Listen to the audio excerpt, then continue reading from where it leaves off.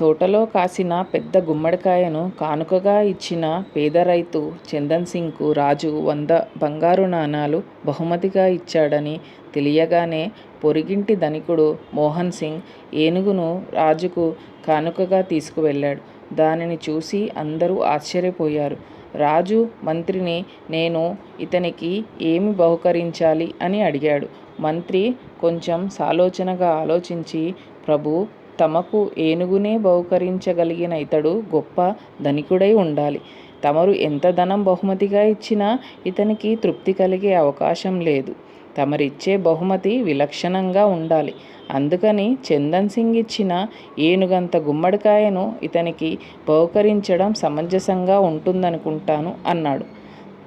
తనలో వచ్చిన ఆలోచనే మంత్రికి కూడా రావడంతో రాజు సంతోషంతో చందన్ సింగ్ ఇచ్చిన గుమ్మడికాయను మోహన్ సింగ్కు బహుకరించాడు. మోహన్ సింగ్ మరేమీ మాట్లాడలేక ఆశాభంగంతో గుమ్మడికాయను మోసుకుంటూ ఇంటి దారి పట్టాడు.